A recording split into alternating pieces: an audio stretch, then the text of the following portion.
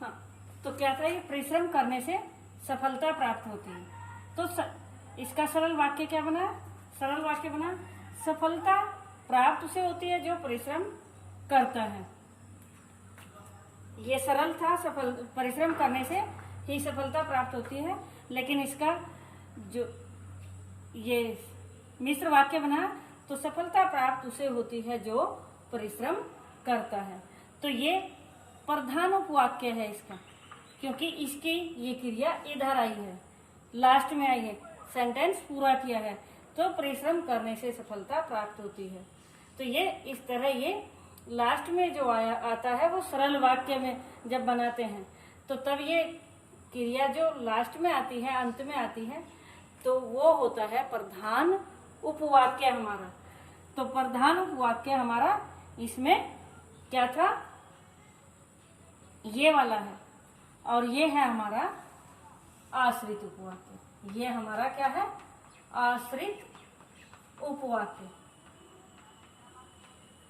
अब इसी तरह अब ये हमने बनाया, मैं उस लड़की से मिला था जिसकी किताब खो गई।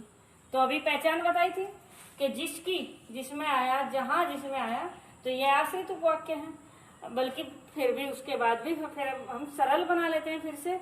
तो सरल इसका क्या हुआ कि मैं किताब खोने वाली लड़की से, जिसकी किताब खो गई थी, जिसकी, तो मैं किताब खोने वाली लड़की से मिला था।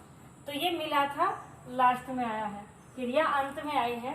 तो ये इस तरह सरल वाक्य बनाने से जो लास्ट में आती है, क्रिया आती है, तो वो होता है कौन सा वाक्य, प्रधान उपवाक्य। इसी तरह मैंने वही मकान खरीदा जहां आप रहते हैं। मैंने वही मकान खरीदा जहां आप रहते हैं। तो मैंने मकान आपके पास ही, ये 2 बार, मैंने मकान आपके पास ही खरीदा है।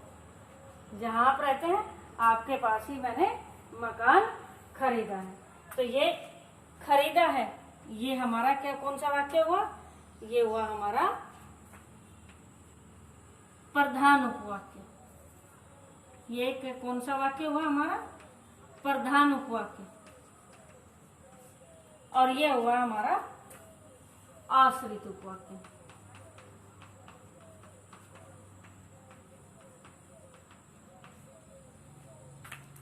तो इस तरह हमारे ये वाक्य ये होते हैं। अब इन आश्रित उपवाक्यों के भी हमारे भेद होते हैं। आश्रित उपवाक्यों के भी हमारे भेद होते हैं। अब वे भेद कैसे, क्या होते हैं, किस तरह होते हैं? पहला होता है संज्ञा उपवाक्य। आश्रित उपवाक्य के भेद होते हैं। प्रधान उपवाक्य तो एक ही होता है, मुख्य होता है, तो वो एक होता है। लेकिन आश्रित उपवाक्य होते हैं तो वो तीन तरह के होते हैं।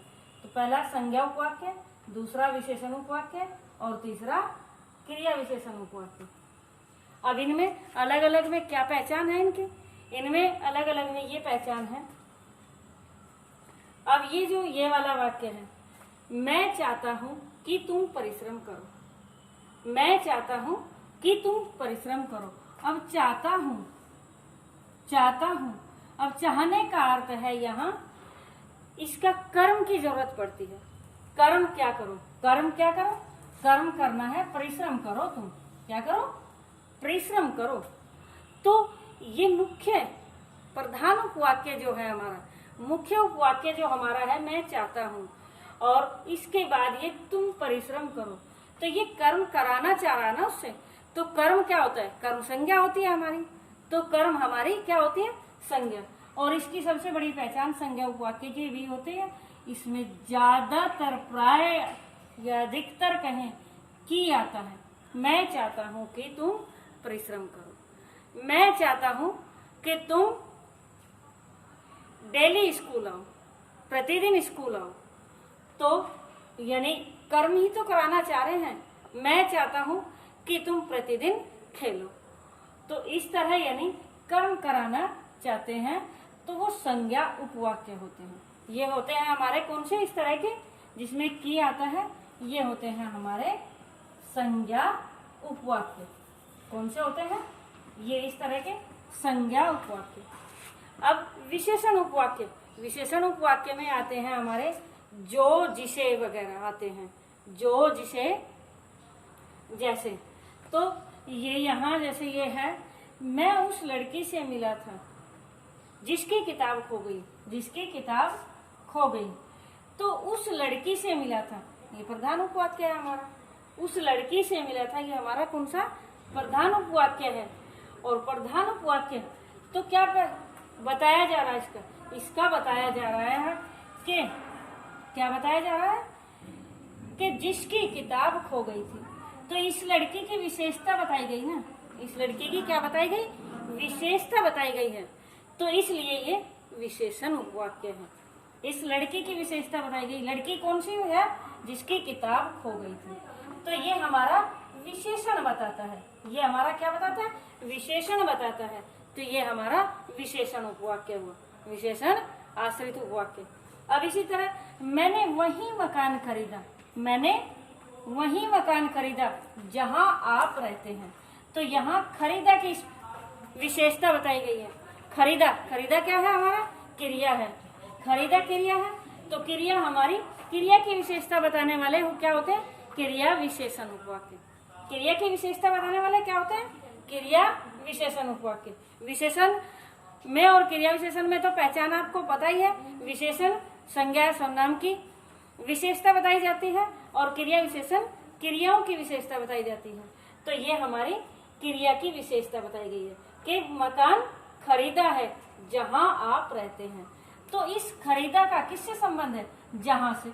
और जहां जिस तरह जहां ये आता है तो वहां हमारी क्रिया की विशेषता बताई जाती है। तो ये तीनों तरह के हम सीख लिए। आप दोबारा से एक बार फिर से मिश्र वाक्य दोहरा लेते हैं। तो मिश्र वाक्य क्या बताए थे हमने, जिन वाक्यों की रचना एक से अधिक उपवाक्यों से होती है, जिनमें एक उपवाक्य प्रधान और अन्य क्या होते हैं, आश्रित उपवाक्य होते हैं, उन्हें मिश्र वाक्य कहते हैं। और उनकी पहचान क्या बताई, वो मैंने लिखवाई, अभी बताई थी, अभी लिखवाई थी। वो थी कि जिसकी क्रिया, दोनों उपवाक्यों की क्रिया सरल वाक्य में परिवर्तन करते हैं, तो जिसकी क्रिया अंत में आती है वो हमारा प्रधान उपवाक्य होता है, वो हमारा प्रधान उपवाक्य होता है। तो इस तरह ये हमारे ये पहचान हो गई। अब इसके बाद आश्रित उपवाक्यों के भेद।